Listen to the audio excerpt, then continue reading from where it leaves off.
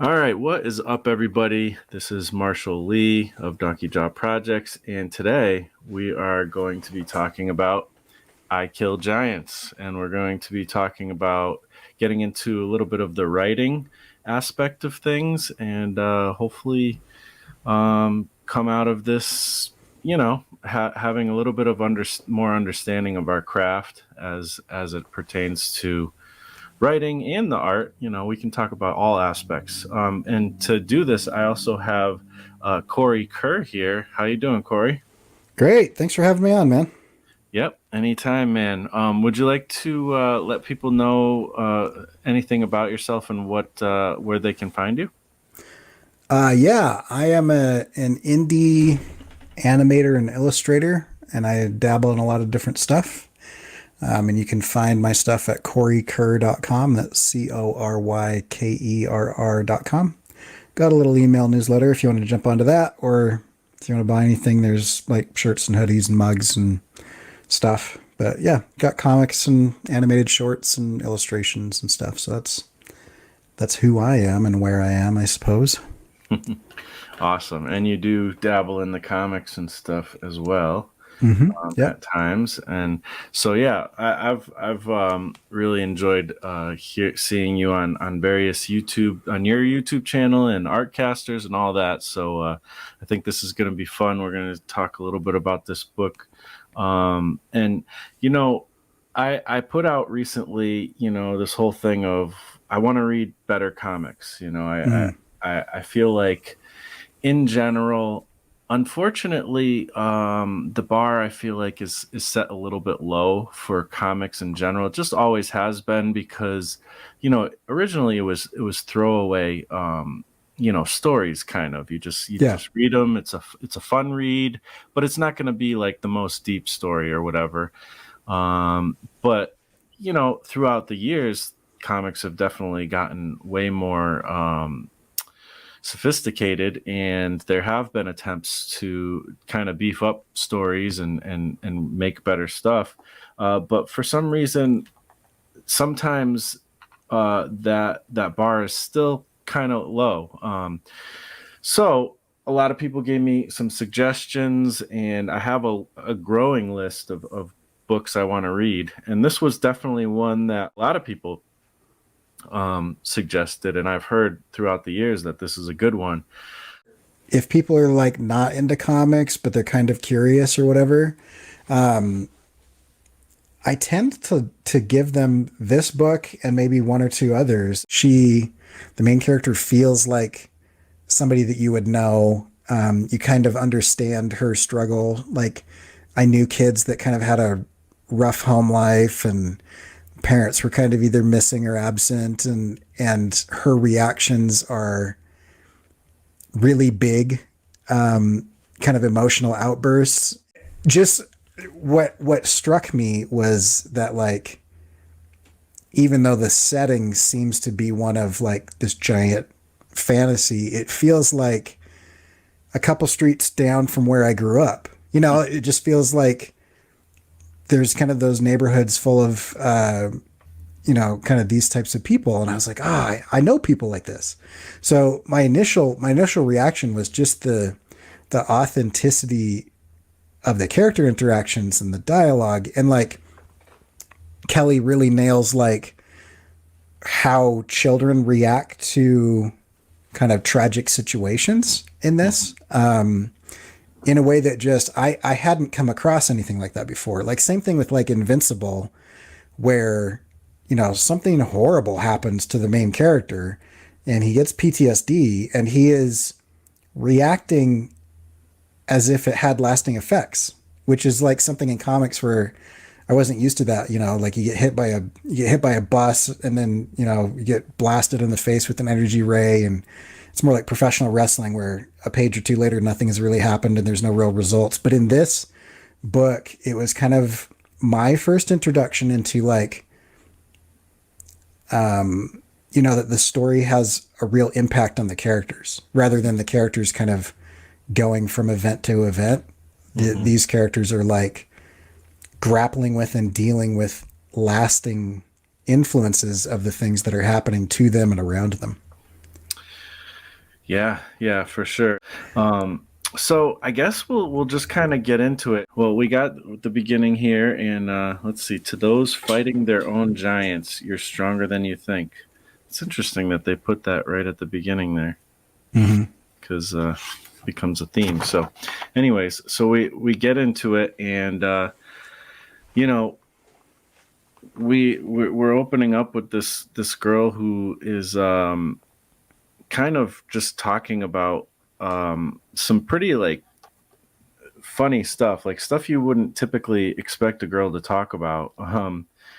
She's talking about like bones and creatures and like ancient history and things like that. And she's almost going through like these like rituals and stuff. Uh, and so that right there tells you that okay, this girl's different. Hmm. Yep. you know. So And on that page, I think there's also a foreshadowing. mm-hmm. She pricks herself, and so this process of kind of like stitching this logo as she's kind of talking about these like ancient rites or whatever, she accidentally causes herself pain, like it hurts to do this, and then Mm-hmm. she takes that blood and turns it into a symbol. And so she is in the beginning, in this first couple pages, she is experiencing kind of escapism, and then the pain that she's going through in trying to grapple with her stuff, she turns it into a symbolic representation of something that is going to help her, which Mm-hmm. was a really interesting kind of like foreshadow into like why she's doing all of this. Mm-hmm. Yeah, that's interesting too, because also, she didn't like you would almost think like this act of using her blood to like make this shape would be an intentional act, but she didn't intentionally prick herself. And that Yeah. also tells something about the character because, you know, as much as she's very serious and intentional about what she's doing, she's also a little girl, and Yeah. she's, Hmm. she's got a lot of I don't know, like I don't want to say immature, but like childlike, she's got childlike instincts as well Hmm. as dealing with some very adult, issues as well. Yeah. So, yeah, really interesting how they set it up. I will say this first chapter is pretty darn good when it comes to setting up the story. Like, I don't know Joe Kelly's work that much. I know that he's very much responsible for fleshing out like Deadpool, and he's worked on tons of different mostly superhero comics, but he's got a good handful of more indie stuff as well, or different publishers. Yeah. Um, but so I mean, by this time he's been working in comics since I think it was like 1996 if I'm not mistaken, and this Hmm. came out in 2008. Yeah. So he's got a lot of writing under his belt for comic books by this point. um, so just figured I'd Yeah. Tons of X-Men, and his Deadpool run, like it went for a while. And it's interesting because this feels nothing like any of that. well, there is kind of some like humor, like the Sure. way you know kind of the irreverence that she tends to have for adults around her. Hmm. That's a little maybe reflective of like some Yeah. stuff maybe, but Oh yeah, yeah. it's not like Deadpool at all. So we enter the school now, and they're having like the typical thing where the kids' parents come and talk about their job, and this kid's father apparently is a motivational speaker, which is very interesting. And this is the first taste you get of how she doesn't really regard adults, you know, at this stage in her life to a certain degree. She's happy to backtalk and a lot of times kind of outsmart them or outwit them, Yeah. and that's kind of interesting as well. So, and you got like this motivational speaker guy, and he's like, very charismatic, and she's just like, yeah, whatever. So you get to see kind of a cynical vibe here. She's got the bunny ears though, which I think is a fun touch. Uh, Did that bunny ears pull you out of the story at all? mm, Not really. If I read it in 2008, I might have, because I was less used to things like that. I feel like that's much more the norm nowadays, like especially with like manga comics. I've read a lot more manga comics since then, and something weird like that seems a little normal these days. But I could Okay. see how it might did it did for you. Well, for the first time I read it, like I wasn't sure what was symbolic and what wasn't symbolic. So for a while I was like, is she actually wearing like sports goggles? Is she actually wearing like I couldn't tell if those were symbols or if it was real because like no one else in the school is kind of wearing anything kind of quirky. And so a little bit it was a little bit distracting. Um I mean, it kind of makes sense from a storytelling perspective, but also at the time I was kind of like, and I don't have a lot of experience with manga or anything like that. So maybe that's it. But Yeah, and I mean I mean it's a great observation though, because the thing is like, and now having read the story, and I did end up watching the movie as well. If people don't know, I'm sure they do know, but there's also a movie of this that came out, I think, almost 10 years after, yeah. 2018, and it's pretty cool. Like, actually, they're both really good. To be honest, Oh, and yeah. there's some things that are better in the movie than the book, and some things that are better in the book than the movie, which is interesting. Yeah. But once you get to really know this character, like, bunny ears make a lot of sense, I feel like. Yeah. No, I she think, is yeah, diff- thematically, it definitely works. she is the only one who's doing the kinds of things she's doing in her school. She's not like everyone else. So, it is kind of interesting. And she's not afraid to be who she is, which is also interesting. But I think there's Hmm. there's kind of reasons behind that too. Um, so yeah, she's and this is where like the big moment, kind of the beginning, like setting off the story comes, where the teacher's saying, hey, I'm a motivational speaker, and there's they're talking about like careers and stuff. Like, he can basically make any career sound good to some degree, and he's asking her about that, and she's like, well, I already have a career, thank you. Yeah. He's like, well, what's your career, little miss, 11-year-old fifth grader, like. And then you open it up, and bam, I find giants, I hunt giants, I kill giants. Yeah. And I love that she stands to say that too. Yes, that's great, like, storytelling, just from the art perspective. That's good. I didn't Yeah. really. And you even have like speed lines and the lights in the ceiling create kind of a frame around her as well as leading lines. The camera goes to like a low angle so Mhm. that she looks more powerful. Like this is like a power stance. It really does hit as a moment. Yeah, yeah, and it's funny because it's like, in her mind, this is her just being like, I'm basically a badass, and I'm like, I'm here for business, and the people around her just think she's kind of crazy throughout this whole book. Right. Yeah. Which, who wouldn't really, in a real situation. So she gets sent to the principal's office, and that's a reoccurring theme.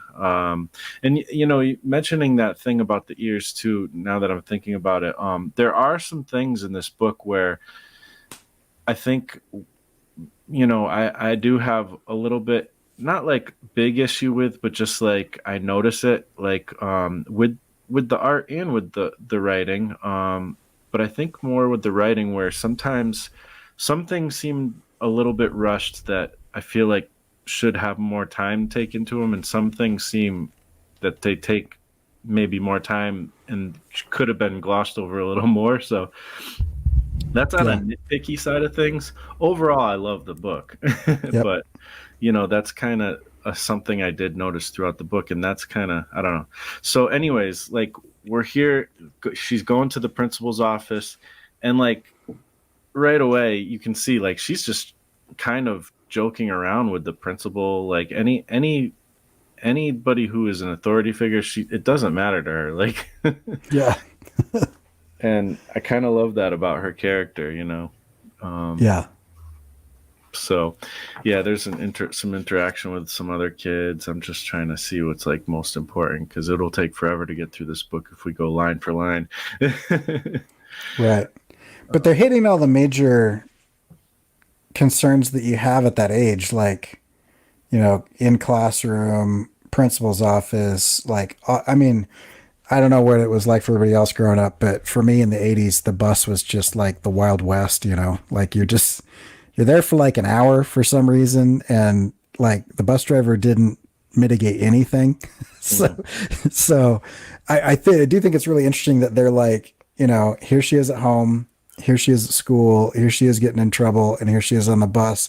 Cause that was like most of our lives during school, like at that age. So they're like four kind of really main locations. Yeah, they're really bringing us into her world in that way. That's pretty cool. And you know, like you said, this bus ride is another moment where you get to see a little bit more character. You know, you're seeing her, and she's got her big book, like her Dungeon Master's Guide book.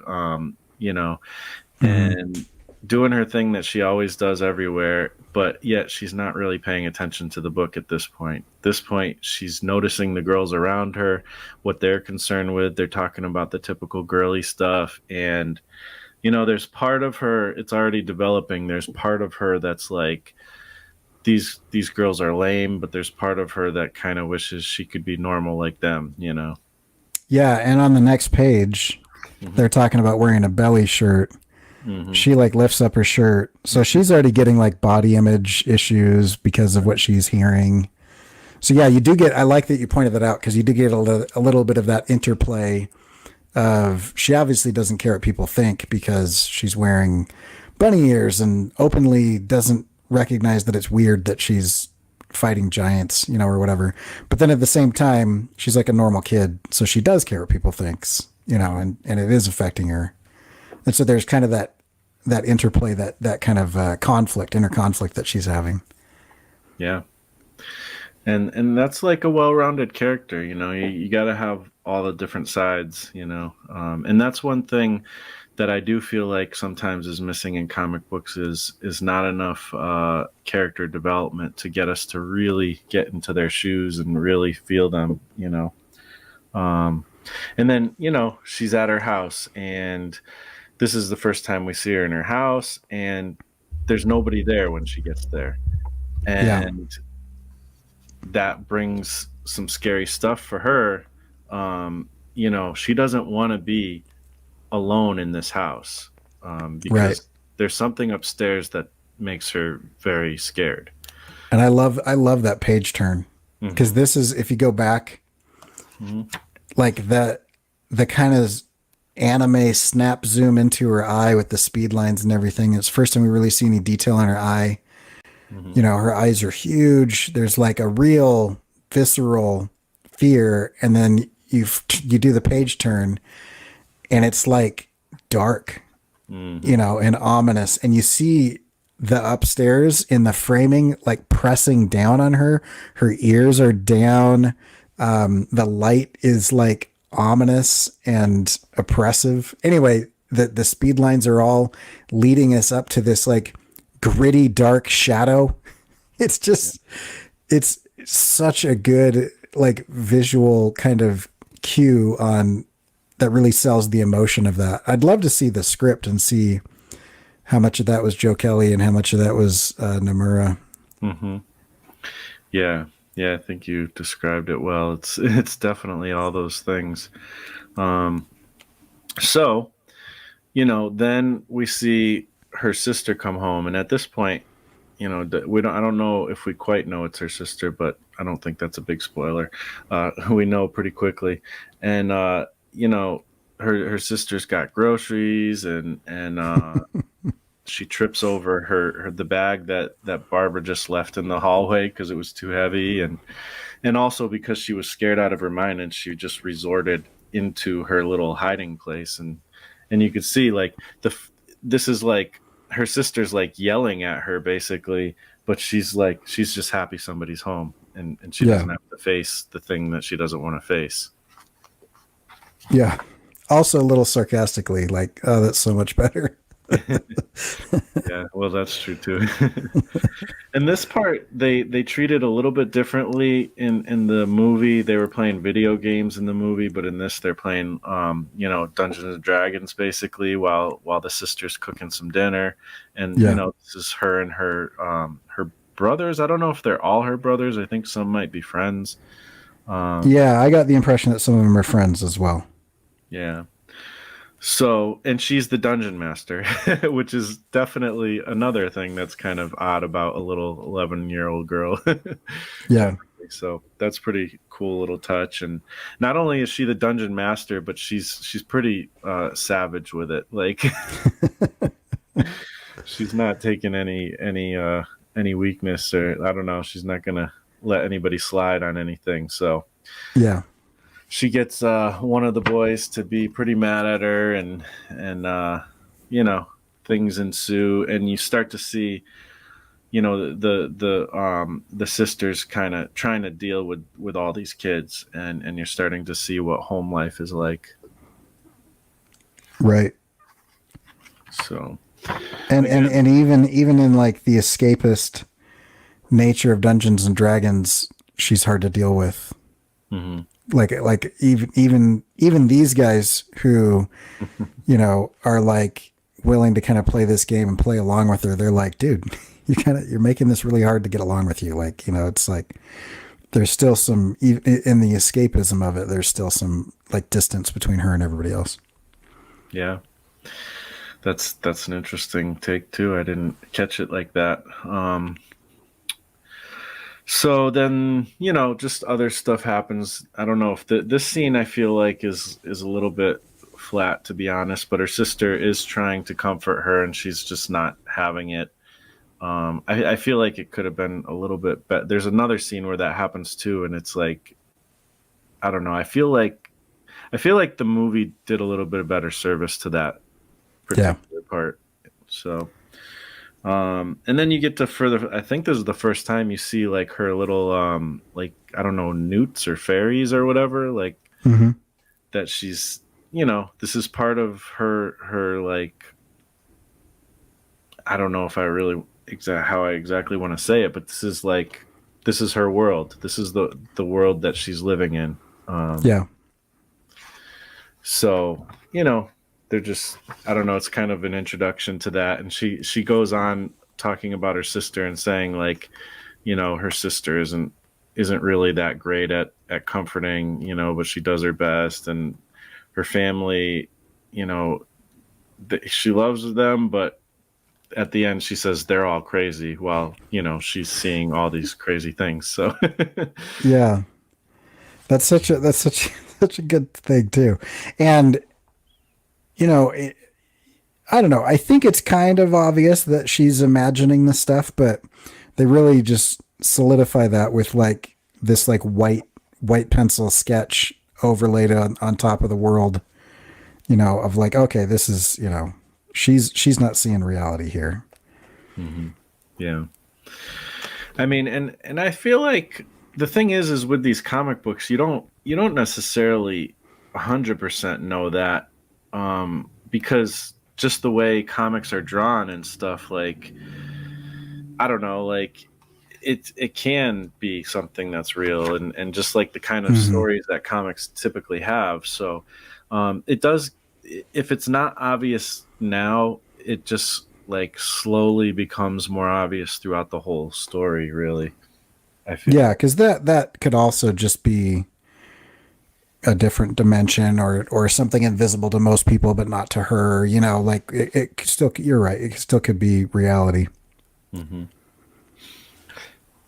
And then we start out the second chapter or issue, kind of with the same way we started the first one. And she's again kind of doing this ritual, and she's blessing the the weapon and Hmm. sacramenting it, or I don't know, like to be like the thing that she uses. And so more of that. And then you get to this part where she's doing some more of what she does, which is setting traps for these giants, Hmm. by collecting some nasty bits and throwing them in a milk carton and putting them up here for people for the giants to come and get. So that's interesting. How would you like to be somebody on the beach that just like Finds that. you're walking along, you're like, what is this? Saw this weird garbage hanging from this pole. Yep.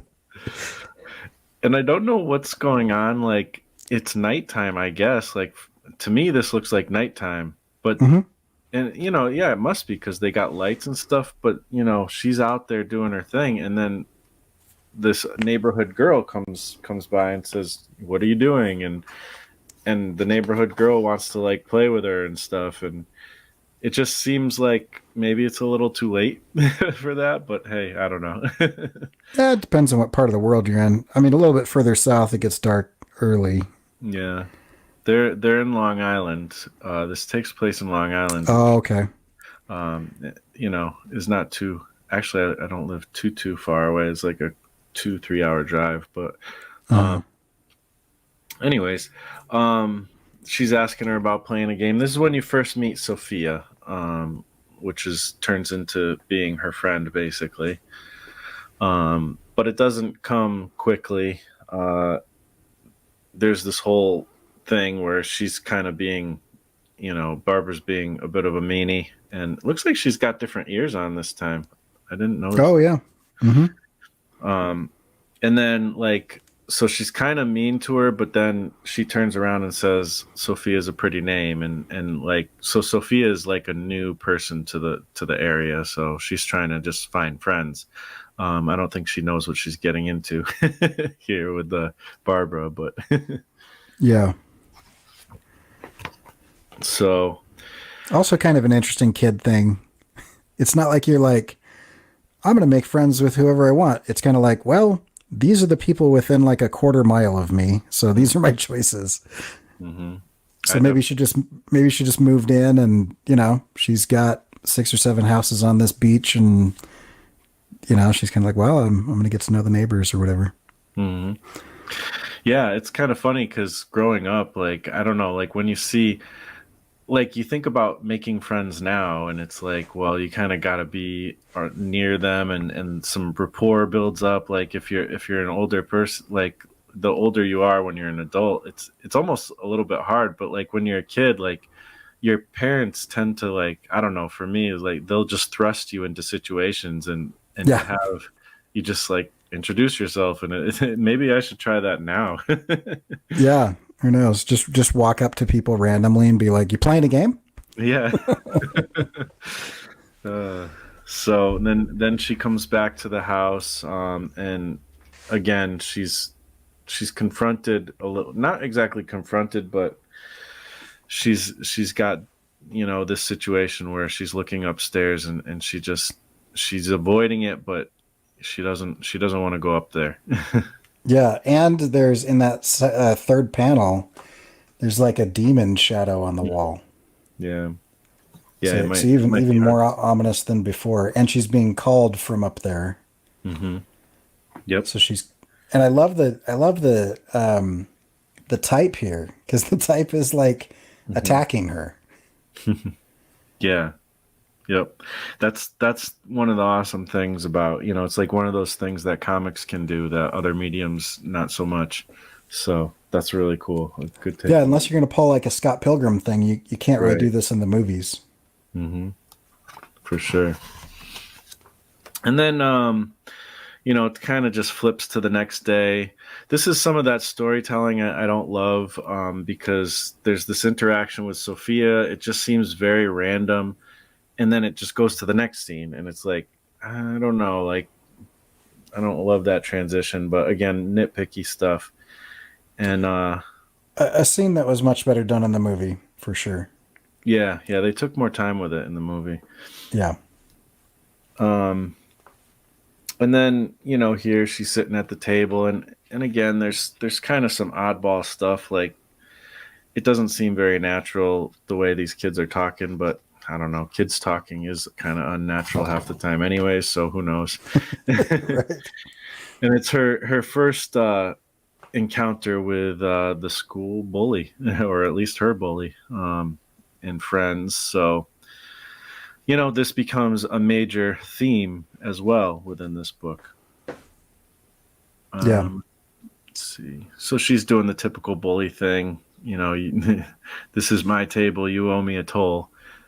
So, And interesting that, like, if you're looking at kind of like fantasy, she's kind of a troll in that, like she's trying to get a toll. right. She's guarding a piece of, like, a unimportant piece of territory or whatever. There's kind of that kind of troll bridge situation going on. Yeah, that's a good take on it. It's definitely keeping with the theme of what she's talking about with giants and having fairies around and all that stuff. Hmm. And the thing that's awesome, this is actually a really awesome scene. I almost missed it while just now, but you know, the bully's giving her crap and she just spits in her hand. Right. Yeah. She's like, "That's all I got. Keep the change." Like that's not typically how people respond to bullies, especially when you're this little and this bully is that big. Yeah. Well, she fights giants.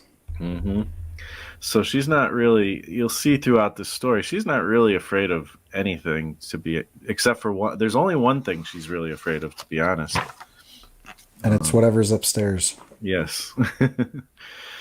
And then again, it's like there is a transition, but somebody calls her like when she's about to get knocked around by this bully and says, "Hey, you got to come to Miss Molly's office." So Hmm.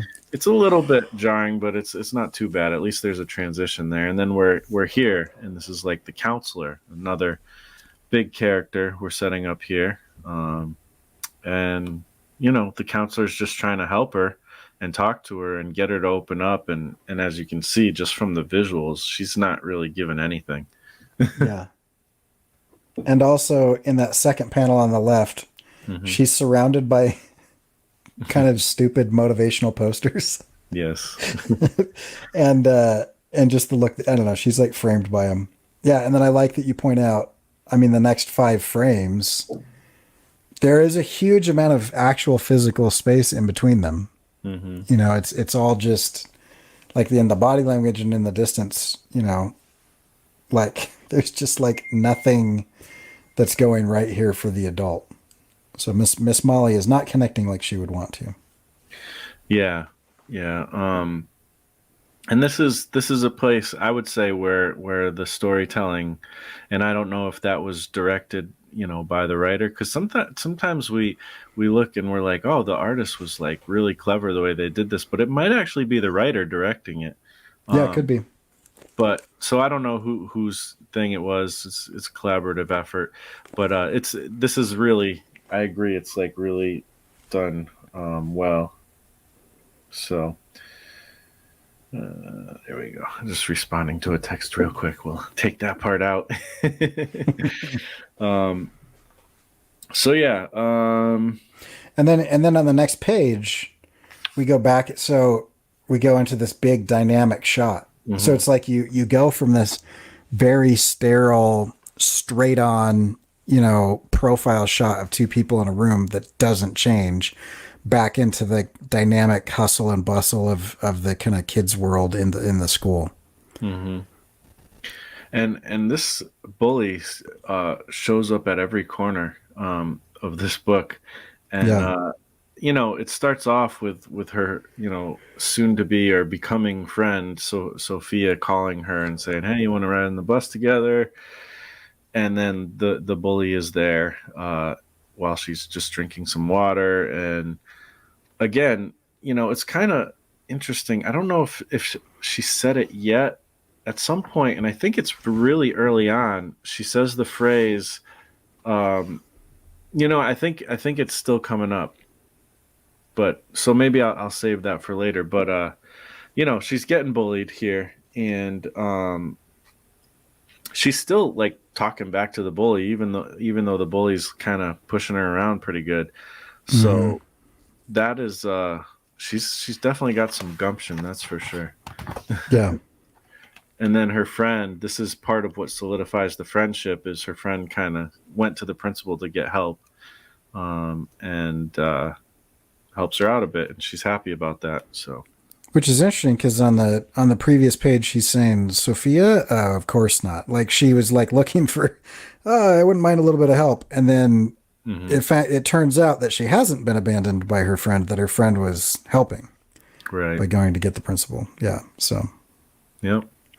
So yeah, it's good you use the word abandon, because I think that's what's going on behind the scenes is abandonment issues, hmm. which I think we've all at some point dealt with in some way, shape, or form. Anyways, Yeah. so I think a lot of people can relate. So friends, they're becoming more and more friends. She's talking about the Giants, and the girl kind of thinks it's a little weird, but she's like, well, why are they cool? Why do you like them? And or why do you talk about them all the time? And then this is where she goes into it, and she explains, Barbara's explaining what the Giants are, and just the folklore behind it, and how there's different kinds of giants, and how impending they are, and how harmful they are. Um, so yeah, you get into that. And then there's a couple keys here, like down in the bottom near the spine. He gets lonely, so lonely that in his anguish he tore himself apart with his own hands. So like there's like hints at self harm, loneliness, abandonment, anger. Hmm. So that it like from a writing standpoint, everything that she's saying about the giants is actually talking about how she is like trying to grapple with something. Yeah. Yeah, I mean, the whole giant thing is absolutely, it's a huge, it turns out to be kind of a huge metaphor, basically. Yeah. But I mean, even if it was real, it could still be a metaphor, especially in stories. It's just how that works. Yeah. um, so then, she's telling her about all this stuff. And where is it? Let's see. Mm-mm-mm. Oh, then she talks about why she calls this thing Kovaleski, and that's part of this too.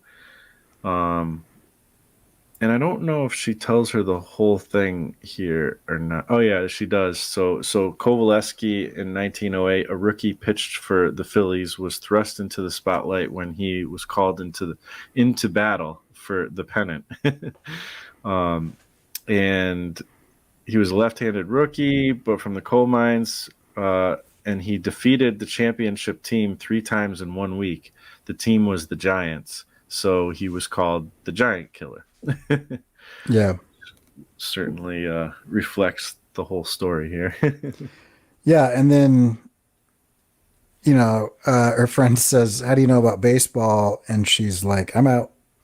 And we've Yeah. already seen her do that a couple pages ago when she was telling her counselor that's strike one, when she referred to her purse as a handbag or something. She's Mhm. like, well, that's it. I'm out. And she just walks away. So this is the second time that we've seen her just like have an interaction with somebody that cares about her, who said one thing wrong, and she just immediately is like burning that bridge and bouncing from the situation. Yeah. Yeah. You could definitely see there's some pain there, and it's kind of, I think it's when you think about like the bully, how, because like there's two different ways you can kind of rebel and react to whatever's going on possibly at home. Like usually bullies, they're bullies for a reason, Yeah. and I feel like this is like in a lot of ways contrasting her and the bully. That's not what the story's about exactly, but there's a lot of that going on where it's like, well, this girl, I mean, you don't really get to know, they don't develop the bully's character all that much, but um you know in a lot of ways, if she was bigger, maybe her reaction would be to become a bully, but in some ways she is, but it's more in like this fantasy realm or whatever. She's Yeah. taking control of the situation in the way she understands to do it, you know? Yeah. And even trying to be protective, you know, you don't want to get too close to me. People Mm-hmm. who get close to me die. Like she's, even in her storm off, in her mind, she's justified that as like, oh no, I was getting a little bit vulnerable there. And, you know, you can read, and I love that you can read that in two ways. Like you can read it in the obvious way of like, she fights giants and giants kill people. And so don't get near me because the giants are here because of me and I'm fighting them. And then the more subtle way of like, there's maybe a hint towards other things. Mm-hmm. Yeah, for sure. And we get another thing where she's seeing, you know, what's upstairs and not being happy about it. And it seems like it does happen a lot of times after she storms off, and it's almost like she's about to take a step here. Like she's mad and she's thinking maybe I'll confront this. I don't know. Like it seems like that's kind of what's going on, and then Mm-hmm. she She doesn't. does look pretty determined in that second panel. Yeah. And she even takes a step, so that's kind of interesting. And then, you know, you find out in the next panel that she's reverted back into her hiding place. Yep. So, and that's the end of that one. The Armor, Chapter 3. So, this one gets a little bit into more with the fairies and stuff. And in some ways, I almost wish that the fairies were a little bit more part of the story, you know, kind of like I don't know, like what is it, the fairy godmother or something in like Cinderella or whatever. Cinderella or whatever, yeah.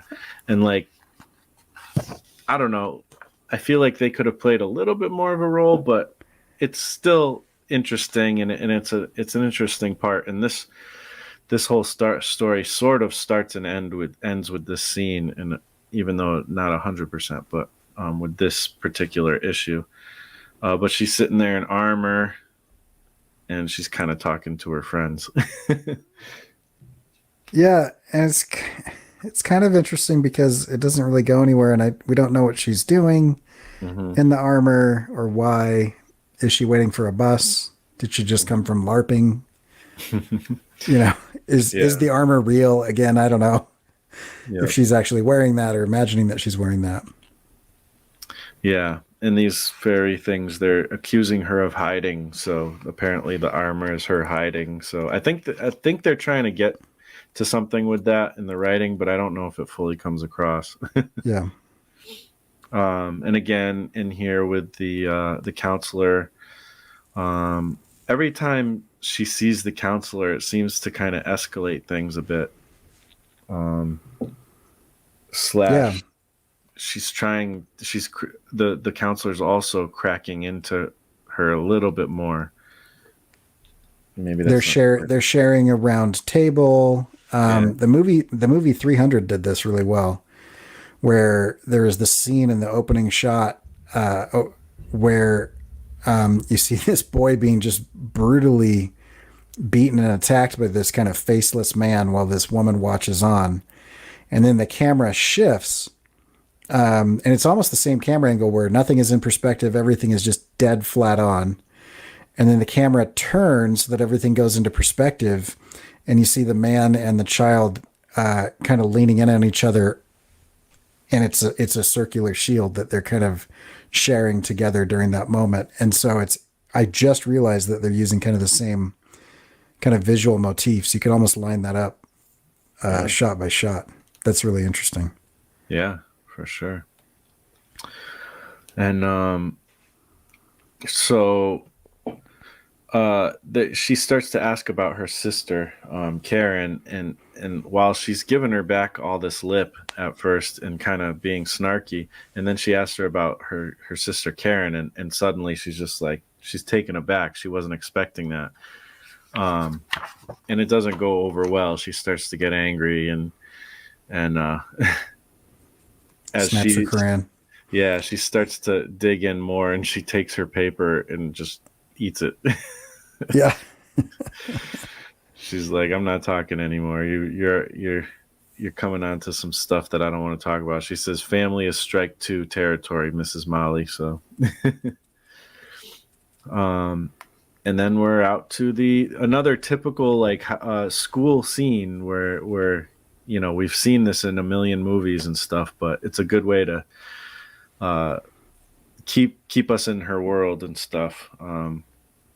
So once again, she's hanging out and she's got her big book, and she doesn't want to do gym, but especially when she finds out that they're going to play baseball. And she says, just give me an F. Can you just give me an F, or can I leave or whatever? And Miss Molly is observing her as well. And, that doesn't turn out well. And we get another trip to the principal's office. And once again, she is kind of back talking to the principal and all that. But she notices this note, and this is like a very important part to a certain degree, but again, it's kind of feels like a little bit out of nowhere to me. It makes sense in the context, but it's not as connected as I'd like it to be, story wise. But it's important because, are we still friends? Love Sophia, her friend, yes or no? The typical note passed. And, so that makes her feel happy, and all her friendly, imaginary people are there all of a sudden, or creatures. Yeah. So that's interesting. And then she puts it with Kovaleski. Yes. So she puts something unsacred with the sacred, and it's a big no-no, at least in her imagination. And so she's real, like the Kovaleski thing is like reacting to that badly apparently, and she says, I have forgotten myself, my holy quest, the sanctity of the seal. It won't happen again. And then all of a sudden you're back in reality, and it's like, what are you doing? Yeah. Type of thing. So, and it seems like the same type of stuff just keeps repeating sort of to a certain degree as far as like the story beats. Like now we're going to get to,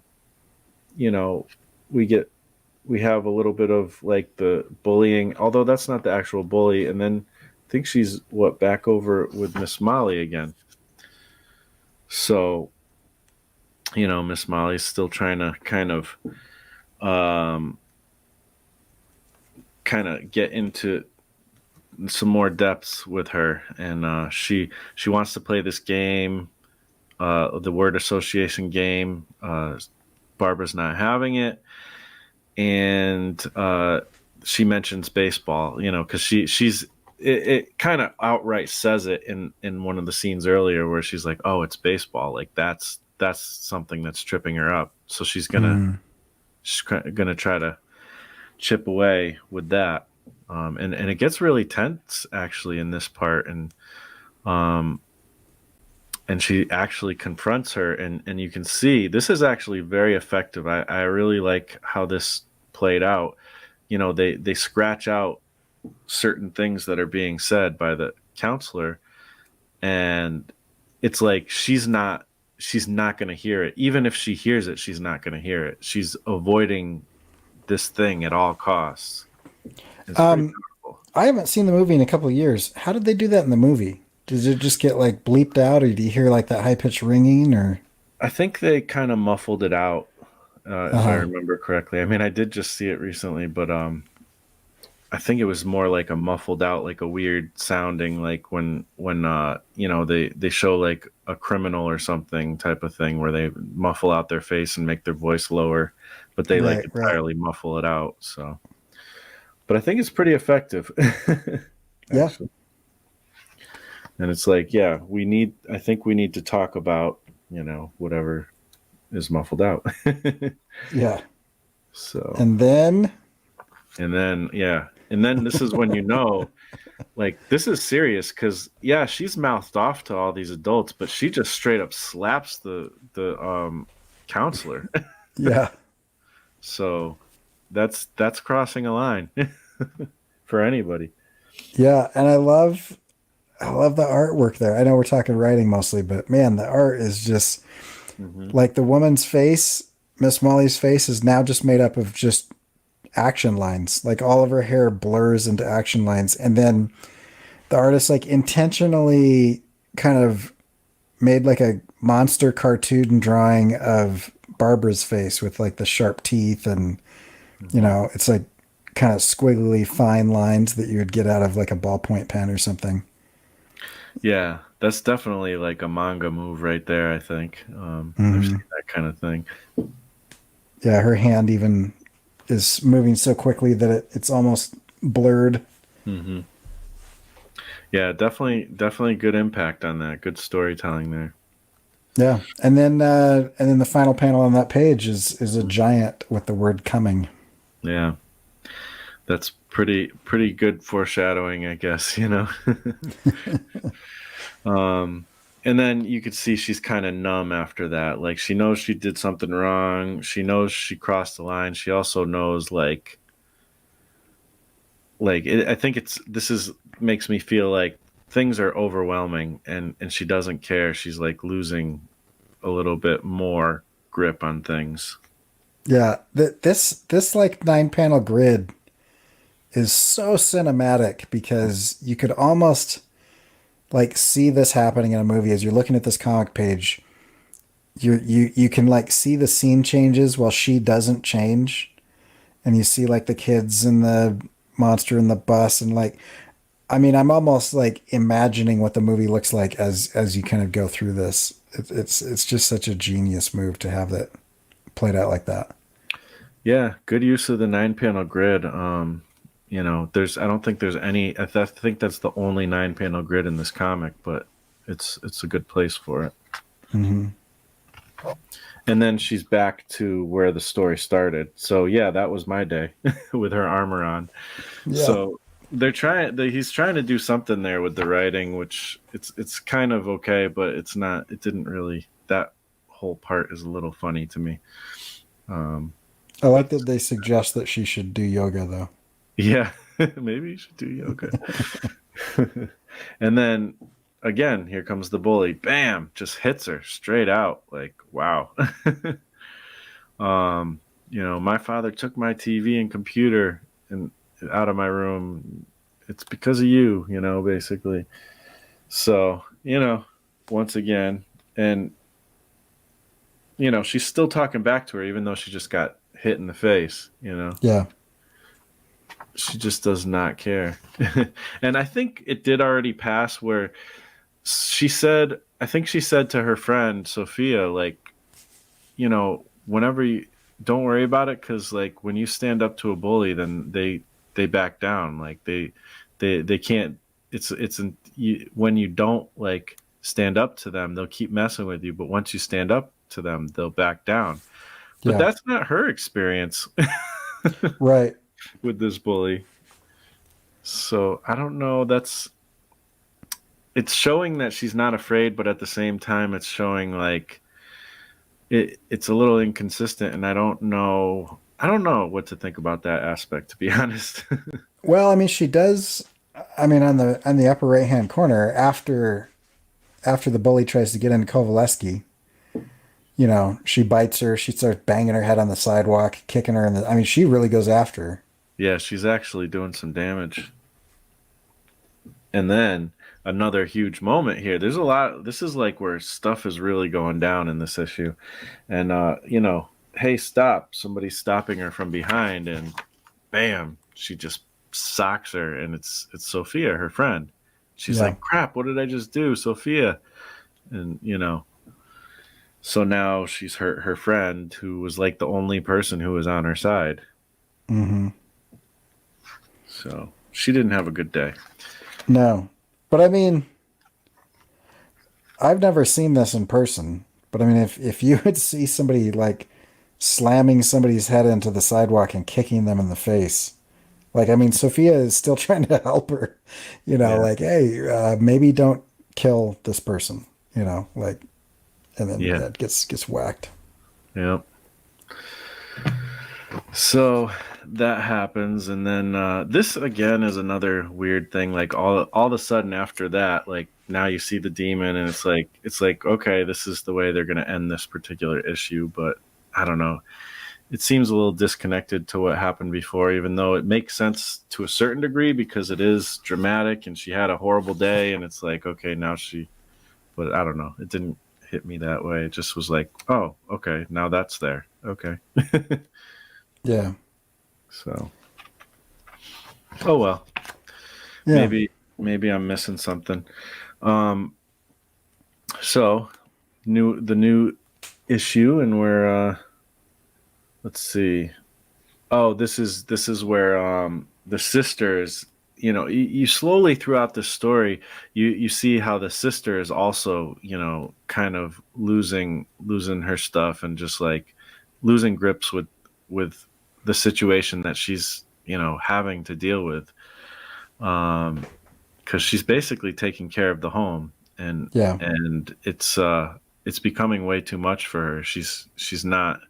I think she's still. I don't know how old she is, but I think she's not that far away from high school, like or something, or she's in Right. college. I get the impression that she's got a job and probably out of college, but probably not much older, or out of high school, but probably not much older than that. Yeah. So she got a call from school, you know, and basically the counselor let her know that she hit her, and she didn't tell the counselor didn't tell the principal, but she did call home because she's concerned. She's trying to help the best she can, even though she got hit. She wants to help, of course. Yeah. And that's the last straw for her sister. Her sister's not happy. Um, and her sister, while trying, again, she's playing it cool. Barbara's playing it cool. She's trying to like act like, oh, what's the big deal, even though she knows she stepped over the line. And accidentally, her sister, while yelling at her, puts her hand in the hot pan that she just was cooking. So she burns her hand, and now she's like, you can see she's like defeated in this moment. What's happening to us, like. And then again with the blacking out of this is really effective, but this time too, like the emotions start to hit when I see this. I'm like, oh, she's not she doesn't want to hear this stuff. Like even when she Yeah. hears it, she's just not going to hear it. And it's pretty effective, and you see her reaction. Things are intensifying for and Barbara. and intermingling with the eye of the giant or the demon or whatever. Yeah. Yep. Yeah, it's kind of like that. Sometimes you see it in certain movies. I can't think of specific ones, but where there's like almost like a thumping heartbeat, like dun dun dun dun or something, and Right. it's like Yeah. foreshadowing or something. And then you see her; she's kind of doubling down on her efforts to catch the giant. I feel like here, but it's an act of desperation, really, because not only does she have these fears, she had a horrible day at school where she acted out and other people were beating on her, Mhm. and like nothing's working, and she's kind of in a dark place, and you even see it here where she's even possibly trying to self-harm and stuff. Yep. um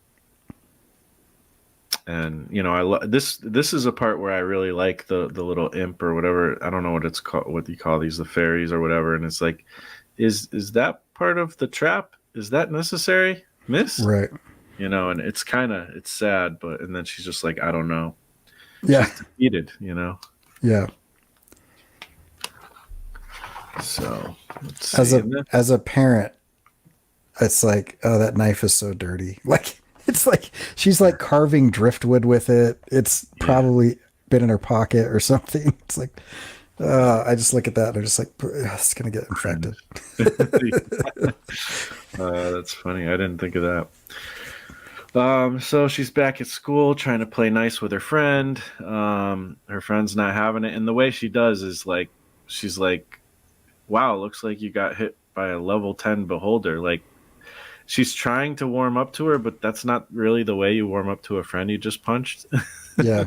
But then she says, or some feral girl who needs new prescription in her glasses. Like she's trying Yeah. to be somewhat self-deprecating or, Yeah. She's giving it her best, but she's not super tactful usually. yeah. And once again, she gets called to the counselor's office at lunch. um, so she's asking her more about giants, just trying to dig in some more, trying to go to her level a little bit at least. Like, okay, let's talk about the giants then, if that's what you want to talk about. And Hmm. it's kind of not working out. But some interesting things are said here. She describes the giants, and this really feels like she's talking about what she's really talking about and not the giants, or what she's really worried about. So she says, a giant comes to a place and destroys everything in its path. Worse than that, it's not like a dumb hurricane or something. A giant is hate. It can't stand anything good, so smashing isn't enough. A giant comes to a place and takes everything from you, and when it's done, it's like whatever made your life good was never there. That's why they have to die. And that's pretty darn dramatic. And Yeah. I don't know if she's entirely talking about giants in that scene, Yeah. even though she Right. says it a lot. And I like this too. Like, she's like, "That's horrible. Are you afraid of giants, Barbara?" And she's not actually afraid of giants. No, I'm not afraid of them because I have this. I have the great Warhammer Kovaleski. So she's got a plan. That's for Yeah. sure. And she can stop any giant if she stays focused and worthy, which is Hmm. another kid thing. Hmm. Uh, I mean, it's really interesting. I only know this because I had a couple of brothers that died in a car accident when I was 7, Mm. and I figured out a way that it was my fault.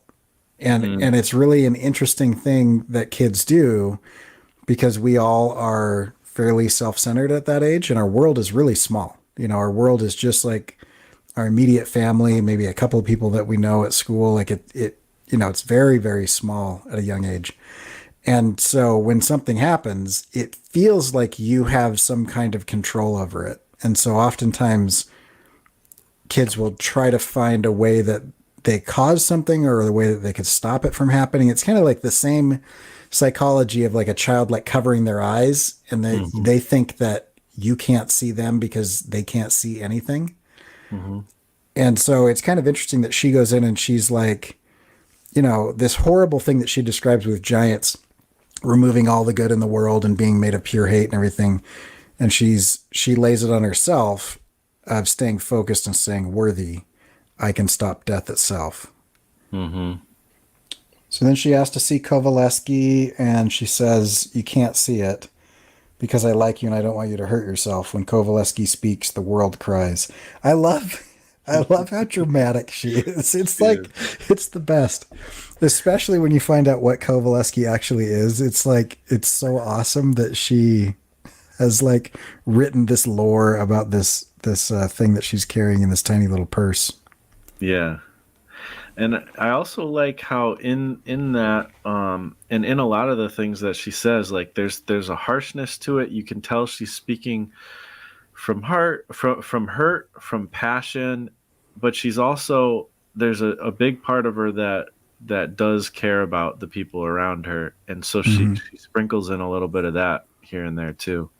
Yeah, Definitely a well developed character. yeah, and driven to want to protect people around her. Yeah. Yep. Um, so here, this is a big part where it's like, okay, this is the betrayal, and you know, the bullies confront Sophia and kind of, well, it's not exactly confrontation as much as manipulation, and convince her, and actually it's pretty effective in the book, but it's actually even more effective in the movie because they kind of twist it up, and they're like, your friend's crazy, right? Like, Hmm. and probably the best thing you could do is let us know, where her traps are, so we can, destroy them, and so that she can come to her senses, and Right. realize, so she kind of, in the movie, they really do a good job of showing that it's not 100% as obvious here, but it's still pretty effective. So, they kind of end with, hey, well, I know a secret about her mother. And this is the first time they actually say the word mother, actually, I think. Yep. Yeah, we haven't heard any, like up until this point, maybe her mom was dead. Maybe her mom was AWOL, but yeah, we know something. This is the first mention of her for sure. Yeah. And I think, right, by now you realize the mother and father aren't there. Actually, earlier on, when the sister is freaking out, there is a part where she's actually talking about it, and that's where you see like the word scratched out or whatever. Right. Right. So like you know that the father has left. You learn Hmm. that much, and you don't know what's up with the mother, but something's up, but they Yeah. don't say it or show it. So something's going on there. Like, it's at this point, it's not a secret that there's something there. So you know, she convinces Sophia to give her some information. And then they suddenly cut to like this part, um, where she's just, I guess, getting on the. Don't worry, it's not heavy or anything. I don't know. She's just trying to get off. Yeah, she's getting off the bus, and then she sees these the harbingers. They know they know when death is on the march. So they're like the warning sign that something's getting close. A giant is coming near or Hmm. something. And then she says, "My traps." And this is where you see, the bullies. The bully is like messing with the traps, messing up her traps and everything.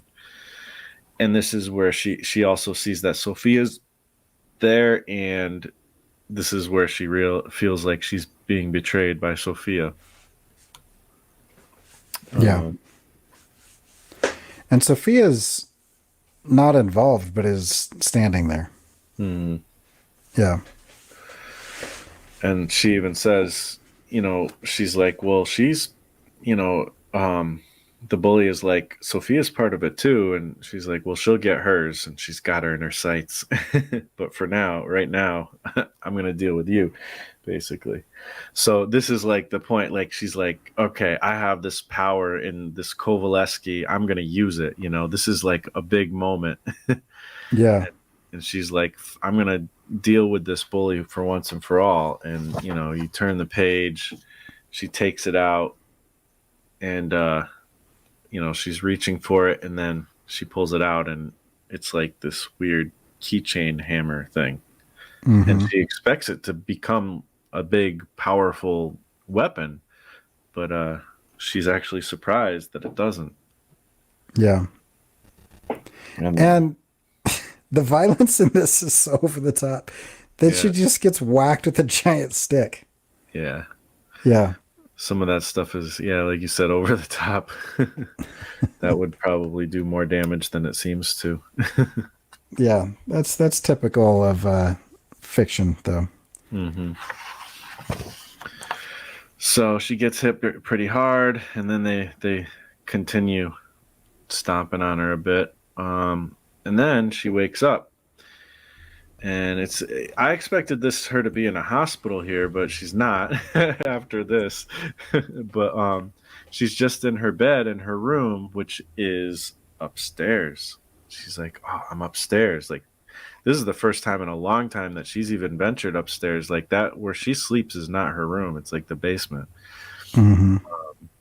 So she's kind of freaking out, like on edge, like, oh my gosh, I'm upstairs. Like, and then she hears somebody there. She realizes Sophia is up there, and Sophia is looking into the room, and Sophia has just realized the truth of what's going on, Yeah.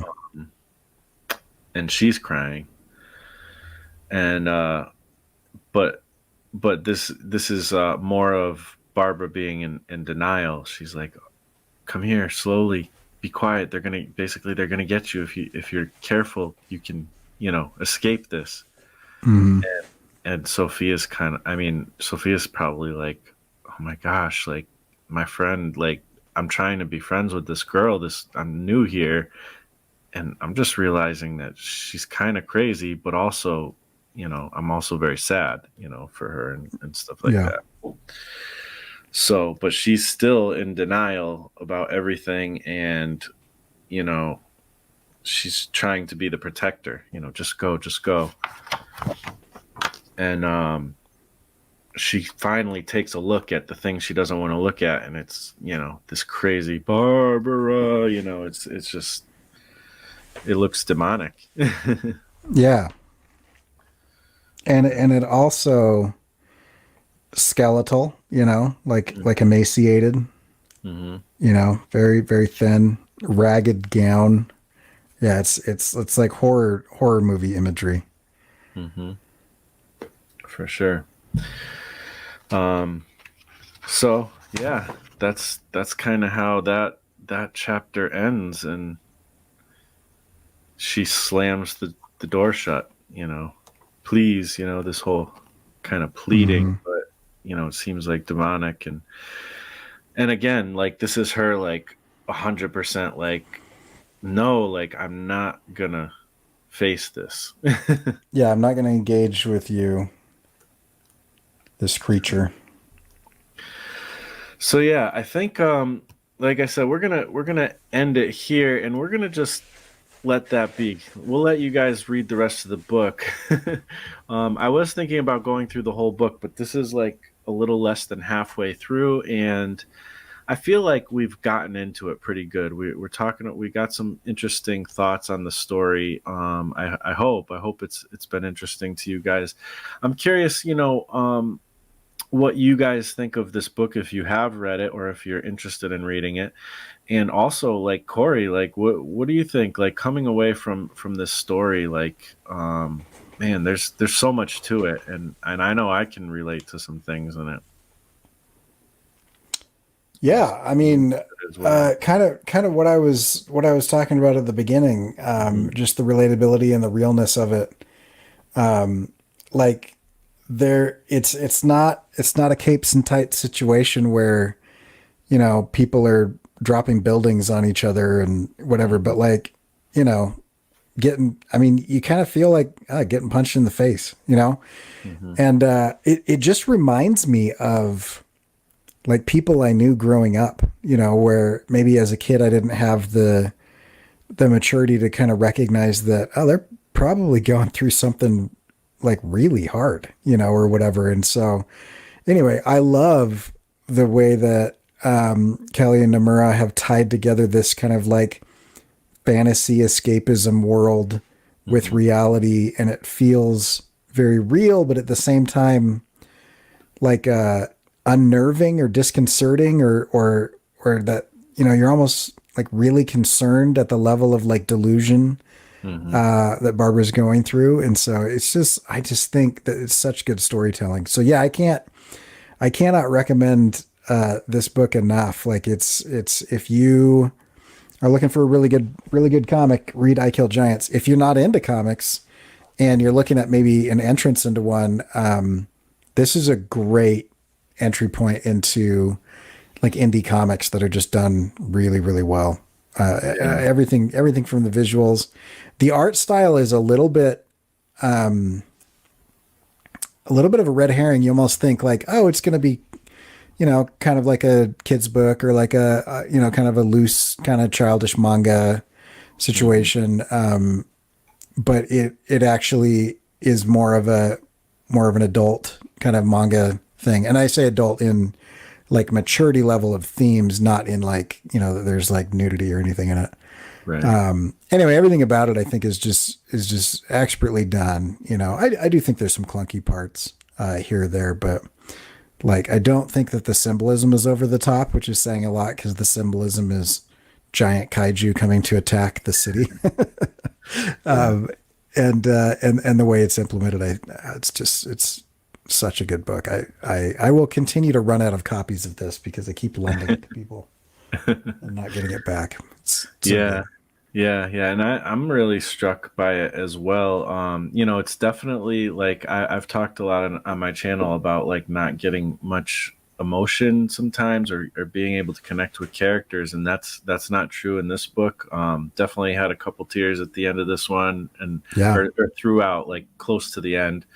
And it comes through with some really interesting like lessons that I think we can all. It's not like moral at the end of the story, like some kind of Scooby-Doo thing necessarily, but it's definitely, it hits on some real things, and I can relate like with the stuff with, like you were saying, with the fairies and the imaginations and all that. And it's very surreal. Like life can feel very surreal. I know I've experienced that a lot. Yep. And also the breakdown of kind of a family emotionally. I've definitely experienced things where you're witnessing somebody kind of lose their grip on reality, and it's very sad and scary, and you feel helpless. You don't know what to do or how to help the person, and they're not receiving help and things like this. Like that is it's a very I think you used the word unnerving. It's a very unnerving place to be. Right. And it's really cool how they end this, and it kind of brings you to a place of, okay, once you stop denying things, once you decide to allow the process of grief to take hold and go through those stages, that's a very healthy thing. That's something that we all need to, do when, confronted with certain things. And that's what I feel like that's a big part of what this book, brings to light, and actually ends up being a pretty encouraging look at things that can be really tough to deal with. Yeah, I agree. Yeah, that's good. All right. So once again, Cory, where can people find you? At my website at corykerr.com, CORYKERR.com. If you put a /email after that, it'll take you to an email newsletter. If you put a /store after that, it'll take you to some merch that has my art on it. Awesome. Yeah, and you guys know where to find me, donkeyjawprojects.com. And we'll just keep putting out some videos here, and I hope you enjoyed this. This is a little departure from what I typically do, but I don't know, I'd like to get dig into the writing of some of these books and stuff, so there'll probably be some more stuff like this coming. Let me know what you thought, and thanks for watching, everybody. Thank you, Cory, for coming on with me and discussing this. I think it's a lot nicer to be able to discuss it with somebody who was also interested in the material. Yeah, thanks for having me on. I love doing this stuff. So have me on anytime. Absolutely. I'll definitely be looking out for, especially if I wonder like how I can like put the word out, like, okay, I'm reading this book, who wants to talk about it with me, type of thing. But yeah, so I don't know, we'll see. I might have to make Facebook announcements or something. Good. All right. Well, thank you, everybody, for watching. And we'll see you on the next one, I guess. See ya. Later.